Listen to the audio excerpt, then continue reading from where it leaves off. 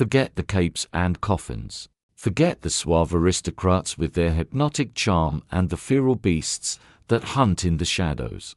For centuries, we have told ourselves the same stories, painting the vampire into distinct shades, the romantic, tragic anti-hero, or the soulless, ravenous monster.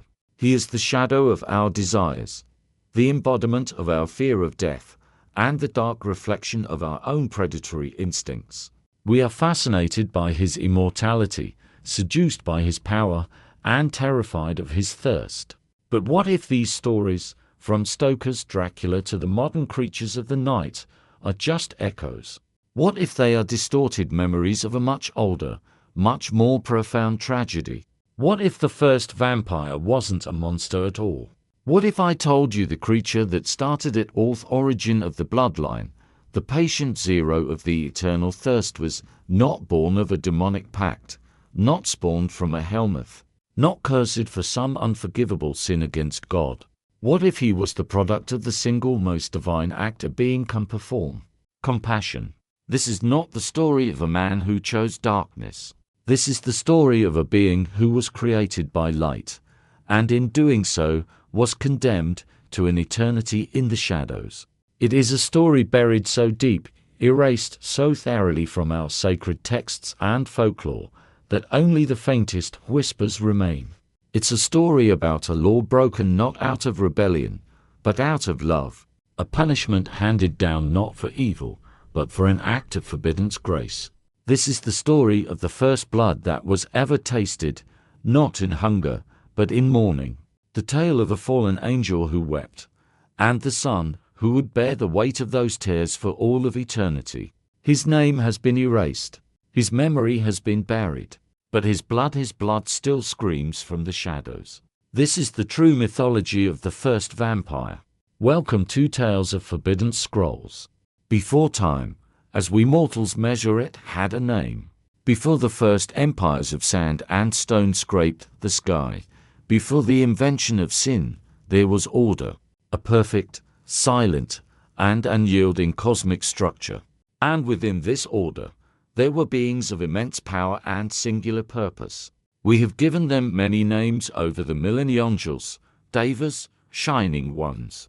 But in the oldest tongues, they were the Grigori, the Watchers. Imagine, for a moment, their existence. Appointed not to rule, not to guide, not to interfere, but to simply observe. From a vantage point we cannot comprehend, a veil between the spiritual and the material, they stood as silent, living monuments at the very edge of our mortal realm. They were the universe's cosmic auditors, tasked with chronicling the grand, chaotic experiment of humanity. Their duty was detachment. To feel was to be compromised. To interfere was to shatter the prime law. They watched civilizations rise like morning glories and wither by dusk. They witnessed acts of breathtaking love and acts of unspeakable cruelty. They heard every prayer whispered into the wind, every cry of a mother burying her child, every oath sworn between lovers under the stars. And they recorded it all with the cold, impartial precision of a star charting its course through the void. There was no judgment. There was only data. Among this celestial host, this legion of silent observers, was a being we will call Azel. His name, like so many from that era, has been struck from the celestial records, but fragments remain in the apocryphal dust. Azel was once a paragon of his kind. His form, a construct of divine fire and starlight. His purpose, absolute. He had stood in the high halls of heaven, bathed in the light of creation, his gaze fixed upon the burgeoning world of mortals, same as his brethren. But observation, over uncounted eons, can have a corrosive effect. A painter who stares at a canvas long enough will begin to see not just the colors, but the story behind them. A musician who listens to a symphony on repeat will eventually hear not just the notes, but the composer's aching heart. And Azel, the watcher, began to see. He saw more than just the binary code of mortal life and death. He saw the terrible, fragile beauty of it all. He saw the nobility in their struggle, the fierce, desperate love they held for their fleeting lives. He witnessed a father shield his son from a predator, knowing he would die, and something in Azel's eternal, ordered consciousness fractured. He saw a community band together to rebuild after a flood, their hands raw, their spirits unbroken, and he felt an echo of something he had never been designed to feel: admiration. And worst of all, he felt their pain, not as a distant, academic concept, but as a sharp, resonant ache in his own being. The prayers that went unanswered were no longer just data points. They were cries in a void he was forbidden to fill. His brethren sensed the change. They were interconnected, parts of a single divine consciousness. The shift in Azel was like a dissonant chord in a perfect symphony. The warning was a statement of fact, not a threat. But for Azel, it was already too late. A line had been crossed within his soul. He began to break protocol, small transgressions at first. He would descend from the high celestial planes, veiling his form in shadow and light, and walk the liminal spaces of the earth. He would stand unseen at the bedside of the sick, sit beside weeping widows on lonely shores, and stand beneath trees while dying men cried out to the silent stars. He never spoke. He never touched. He never interfered. But the proximity to their raw, unfiltered existence was both a poison and a balm to his spirit. The pain he felt was exquisite, but in it, he felt a sense of purpose that his cold observation had never provided. This was his addiction, the beautiful, terrible tragedy of being human. Then came the winter that would unravel eternity. He found her in a forest half swallowed by snow and silence. She was no queen, no priestess, no one of historical consequence. Her name was Elia, a mortal woman, barely more than a girl, lost and dying. Fever was her shepherd now, guiding her towards a cold, quiet end. She collapsed beneath the boughs of an ancient, gnarled cedar, its branches like the arthritic fingers of a forgotten god. Azel stood above her, invisible, eternal, a pillar of cosmic law witnessing a minor, commonplace tragedy. His duty was to watch her die, to record the temperature of the air, the final beat of her heart, the moment her soul detached from its mortal coil, and to feel nothing. But he couldn't. She prayed, not with words. Her lungs were too full of ice for that. Her prayer was in the desperate, trembling way her fingers curled towards the sky. It was in the silent movement of her lips, forming the names of gods who were not listening. It was the primal, terrified plea of a life that did not want to be extinguished. It was a prayer that no angel was ever, under any circumstances, allowed to answer. And in that moment, for Azel, the law became meaningless. What was the purpose of an eternity of perfect order if it meant standing silent while such a desperate, beautiful light went out? He broke the law written before the first star was born.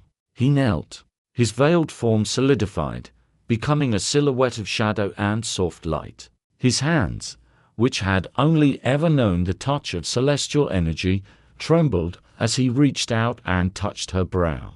And he did the one thing that was utterly, irrevocably forbidden. He sang to her, not with his voice, but with his essence. He unleashed the hymn of restoration, a chord of creation so pure and powerful it was said to have been sung only once before, at the very dawn of time, to mend the fractures in reality itself. Light, pure and untainted, poured into her veins. Her breath, which had been a shallow whisper, returned in a sudden, sharp gasp. Her heart, which had nearly faltered, beat strong and true. Her eyes opened, and for a fleeting second, she saw him not a man, but a concept, a being of impossible beauty and sorrow, kneeling beside her in the snow.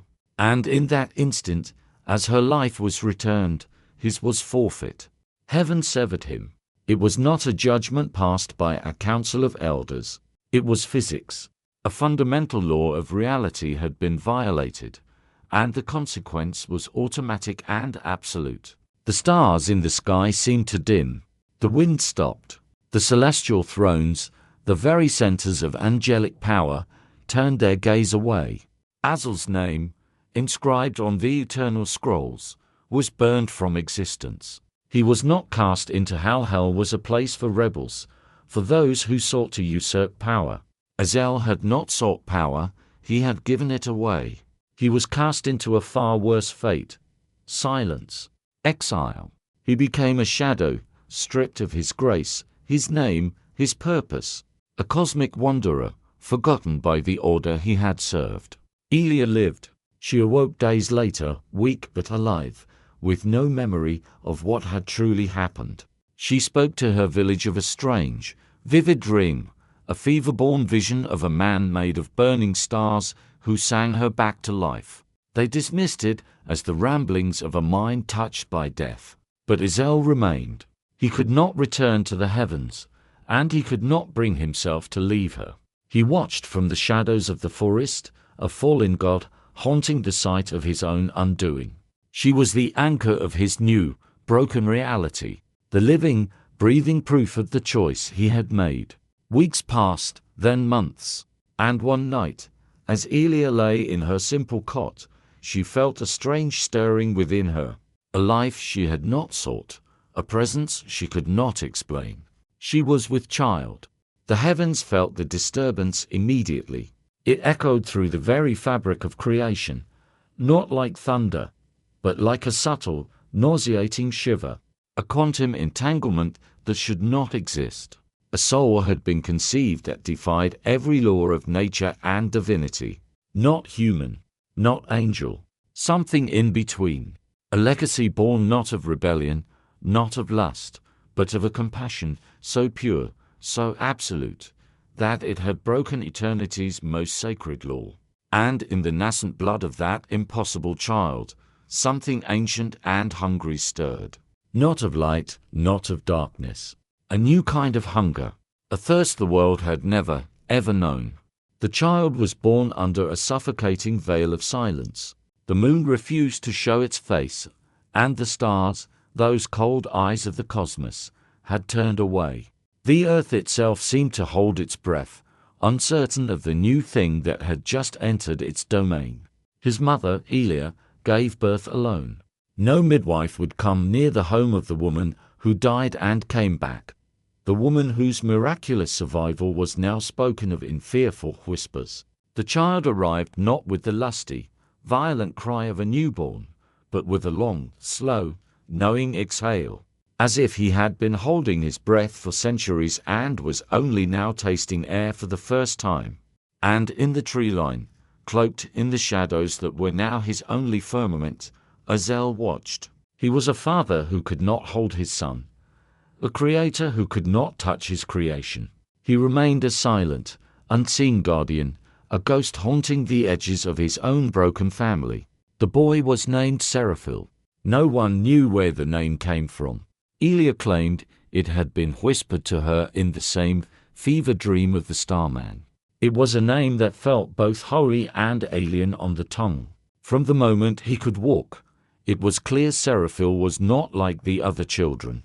There was a profound stillness about him.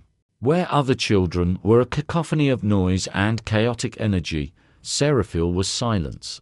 His eyes, an impossible shade of pale, luminous silver, seemed to study the world with an ancient, unnerving focus.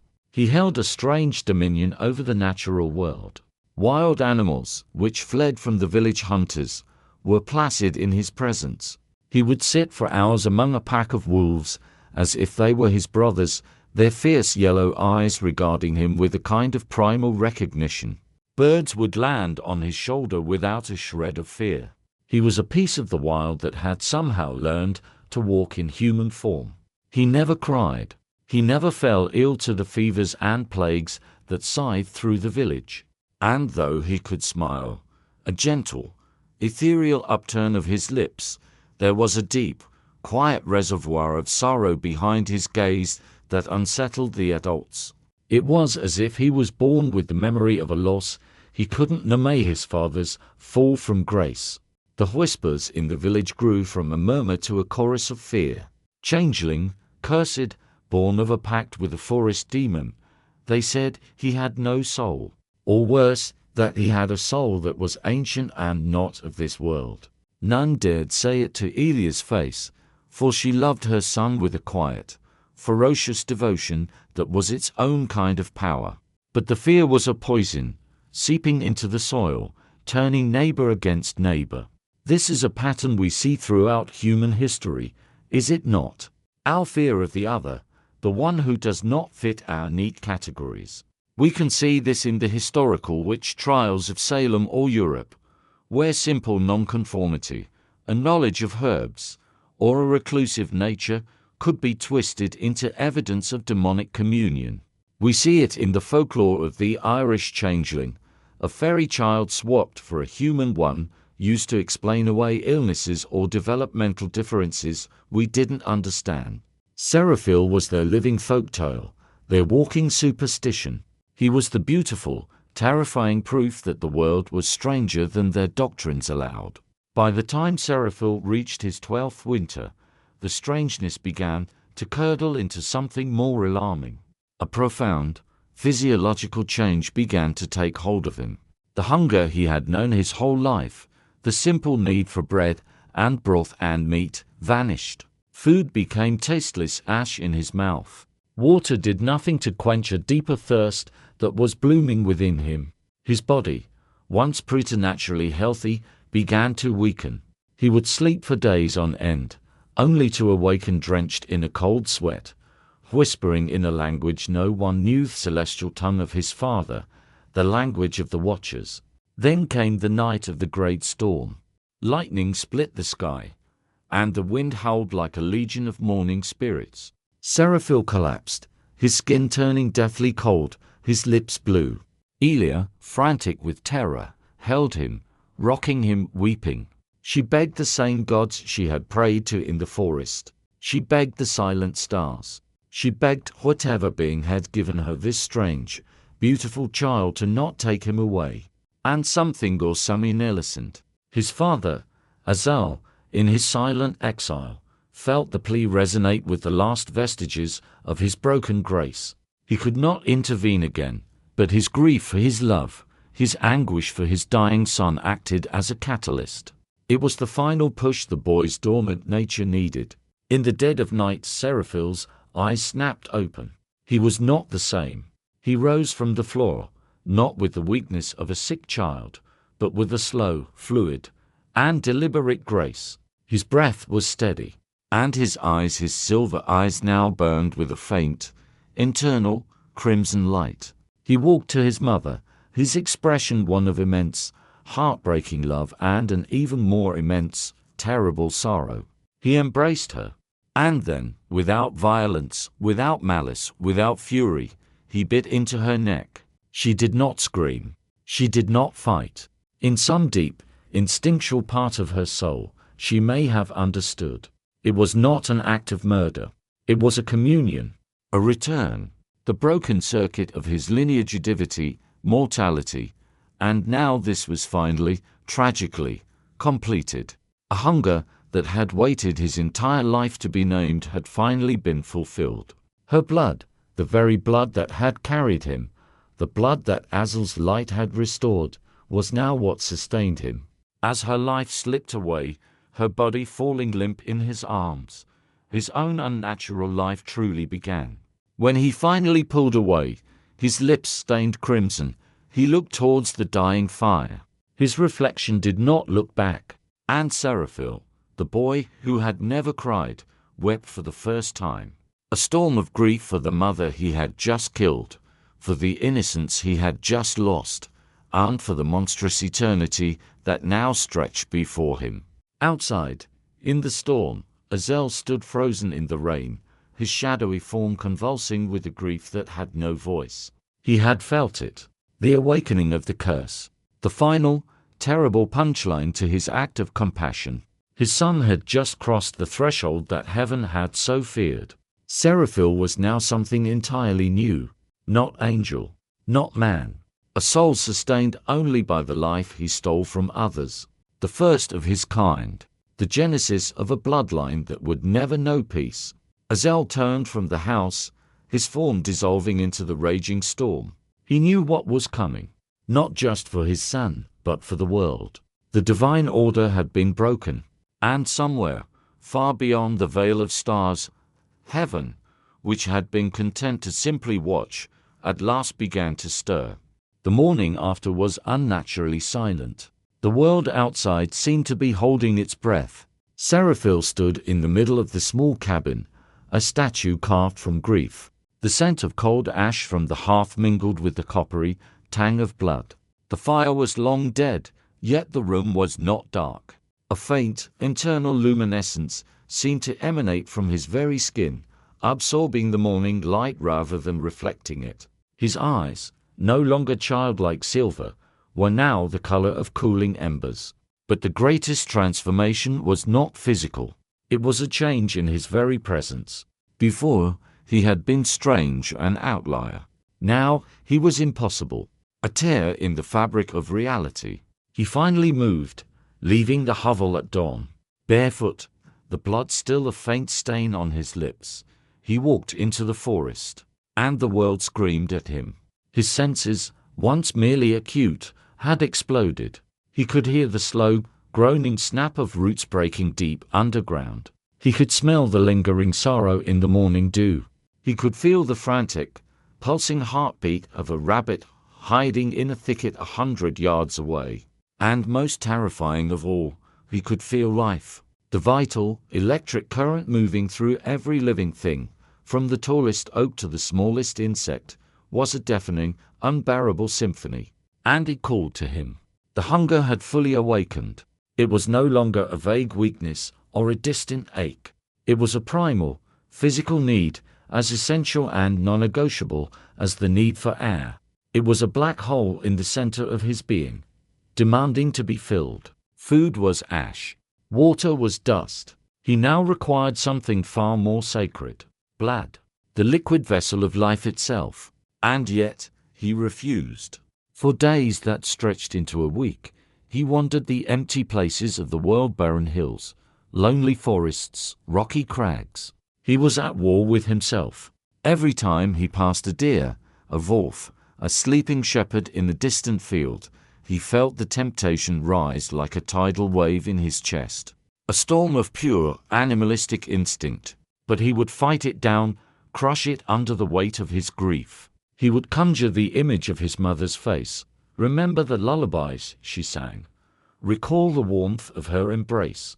And for a time, that was enough. His love for her became his shield against the monster she had died to create. But even a soul half angelic is bound to a physical form with limits. After 7 days without feeding, the battle was lost. He collapsed in the crumbling, moss-covered ruins of an old stone temple, a place once dedicated to a forgotten sun god. His skin had faded to the color of ash. His heartbeat had slowed to a near imperceptible crawl. He was dying, again. And that is when they found him. To bandits, their faces weather-beaten and their breath, thick with the stench of cheap alcohol, stumbled upon his hiding place. They saw not a creature of impossible origin, but a dying noble boy, dressed in strange, but fine-seeming rags. Easy prey. Perhaps he had gold, or a jewel hidden away. They grinned, their avarice overriding the faint, unsettling aura of the place.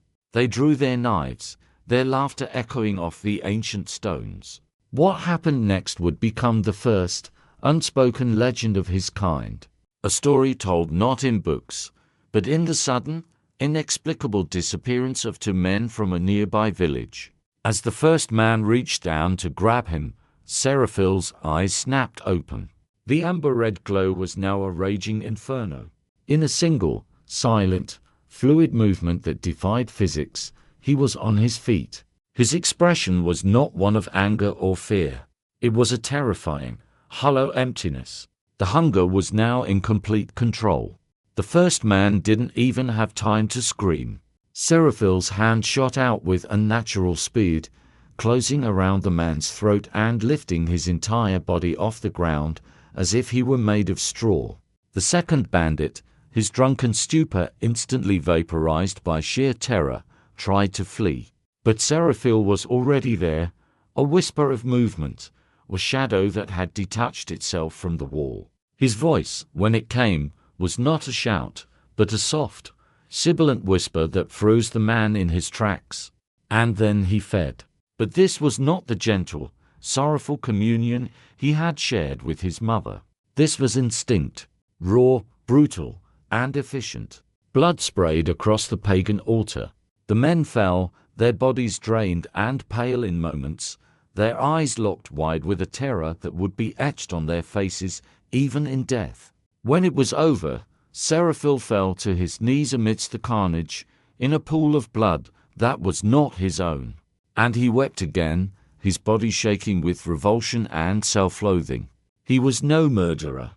He had never wished for this. But the curse had a voice, and it had just spoken. And he knew, with chilling certainty, that it would never again be silenced. In the days that followed, Seraphil began to understand the parameters of his new existence. He no longer aged. The sun, while not instantly fatal as later legends would claim, was an agony. It burned his skin, seared his eyes, and filled him with a profound weakness, forcing him into a nocturnal life. He no longer slept, but fell into a state of suspended animation during the daylight hours, his mind adrift in a silent, dreamless sea. He was an alien, a living ghost. The world itself recoiled from him. Children would weep in his presence without knowing why. Animals would snarl or flee. Priests would feel a sudden, inexplicable chill and make the sign against evil, sensing a void where a soul should be. Death followed in his wake, not always because he willed it, but because his very existence was a magnet for it. He was a creature born from an angel's love, a mother's sacrifice, and a law broken by mercy.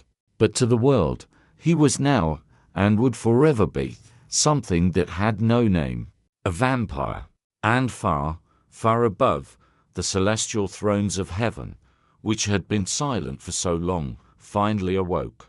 The debate began, not in words, but in flows of pure concept and logic. This creature, this Seraphil, was an anomaly. He was not a servant of the adversary, not a rebel against the divine plan. He was a byproduct, an unforeseen consequence. But the greater fear was not him. It was what he represented, because Seraphil was not the end of something. He was the beginning. Centuries bled into one another, turning from a flow into a deluge. Time, for mortals, is a river that carries them from birth to death. For Seraphil, it was an ocean in which he was adrift and changing. He walked through the ashes of empires he had seen born.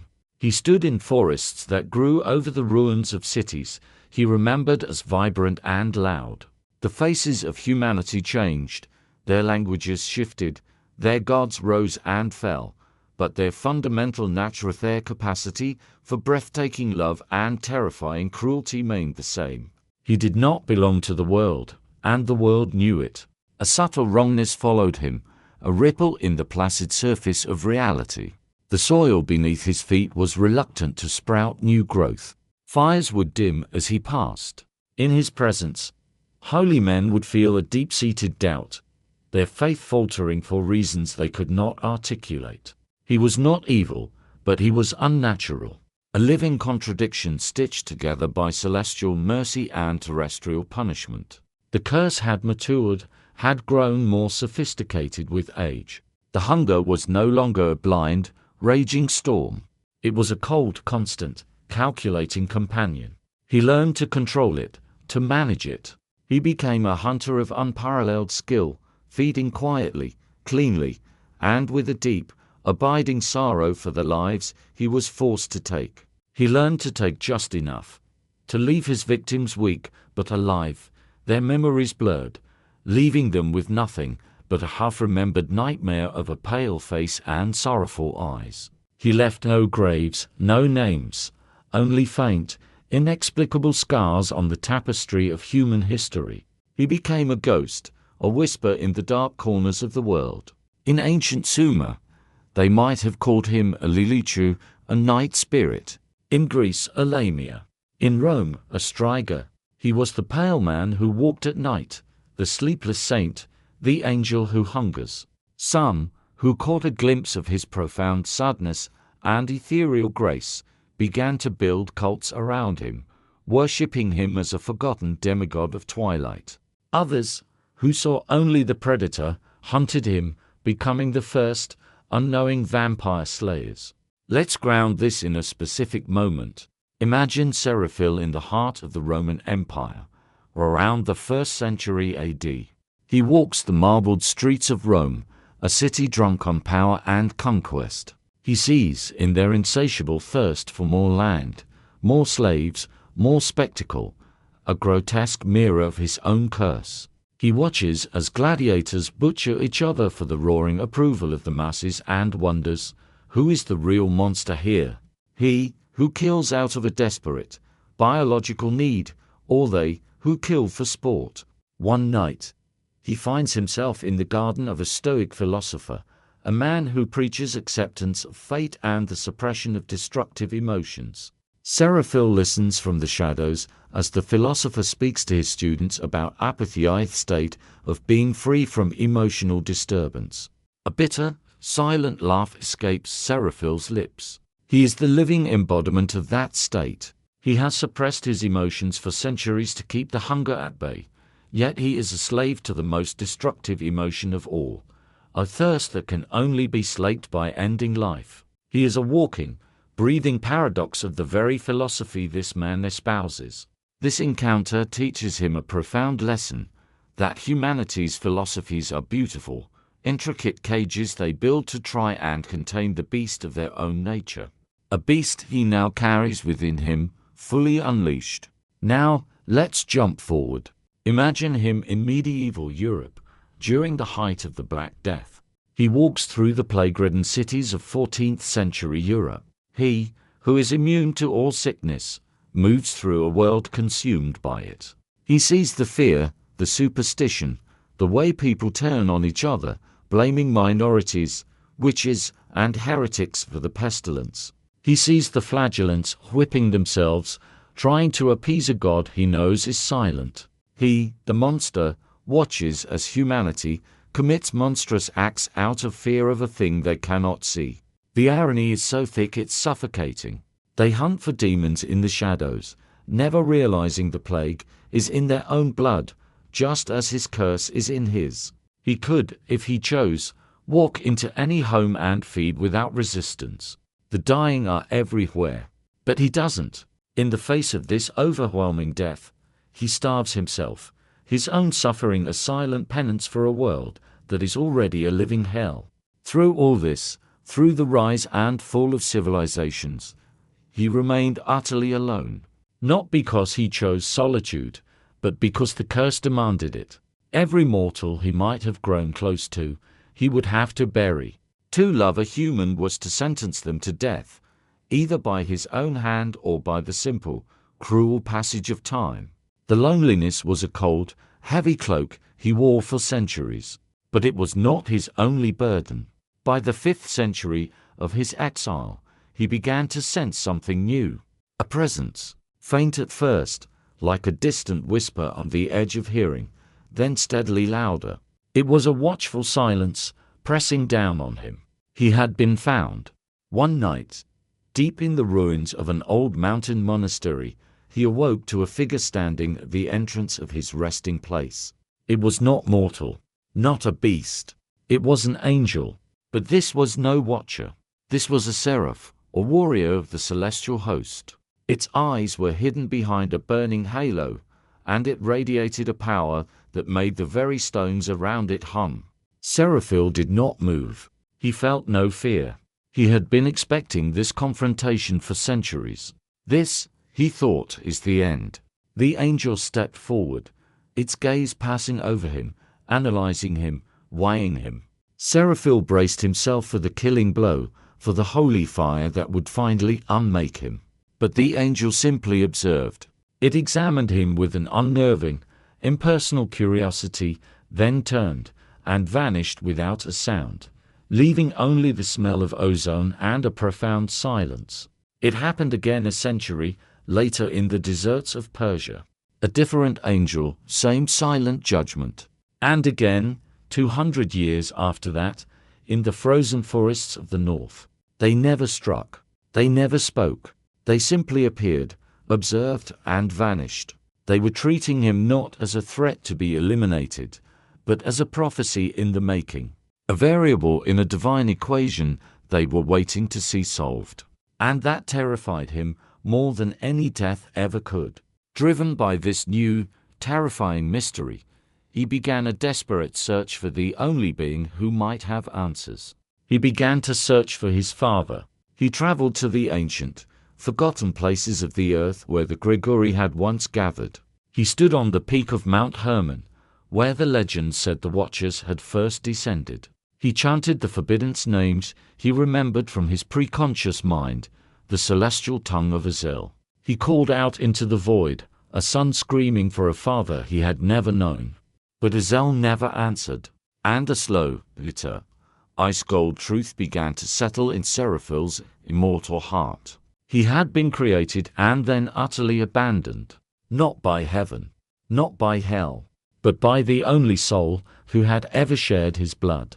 He was a cosmic orphan, the byproduct of a love that was now silent. As the centuries marched on, his true story was lost, fragmented. He became a shadow in ancient texts, a name whispered in secret societies. But the core themes always remained: a being who walked outside of time, who drank the life of others, and who bore a sorrow older than sin itself. And still, Seraphil waited for the angels to finally act, waited for the curse to reveal its purpose, waited to learn whether he was a cosmic mistake or a divine message. There are moments in the grand, sweeping arc of history when the universe itself seems to pause and hold its breath, when the sky shifts, not in weather, but in intention, when the moon changes color, not due to a natural eclipse, but by divine decree. One night, in what would have been the third age of Seraphil's long exile, such a moment occurred. The moon turned crimson, not the gentle, hazy red of a harvest moon, but a deep, visceral, pulsing red, as if the heart of some celestial beast had been laid bare in the heavens, bleeding its light down onto the world. The earth felt it. In the forests, animals fled their dens in a panic. In the cities, infants screamed in unison in their cradles for no reason. In some villages, it was said the water in the wells turned black. In others, statues of the gods were seen to weep tears of salt. The world was gripped by a sudden, primal anxiety. But only a few, those who lived in the cracks between the worlds, knew what it truly meant. In a cave on the southern cliffs of what was once Samaria, a dying oracle, a blind woman whose voice had been silent for 30 years, awoke with a scream that cracked the very rock around her. With a strength she should not have possessed, she began to carve a message into the stone wall, her fingernails breaking and bleeding. It was not a warning. It was a name, Seraphil, and with it a prophecy that sent a shiver through the Watchers who still lingered in the shadows of the world.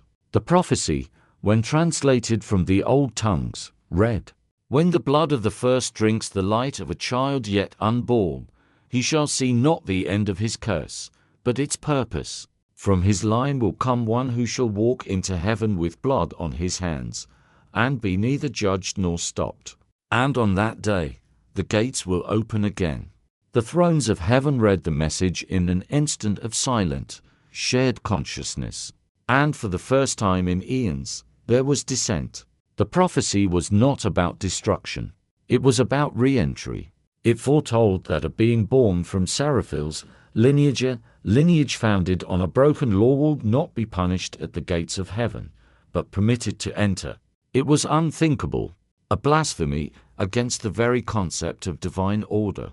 Some angels, the zealous warriors of the host, demanded immediate intervention to find Seraphil and unmake him and any he may have sired, to cauterize this wound in creation before the prophecy could come to pass.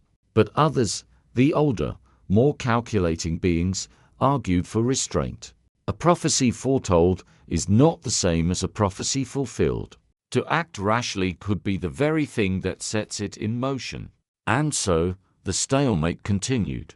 And once again, Seraphil was left alone, a pawn in a cosmic game whose rules he did not understand.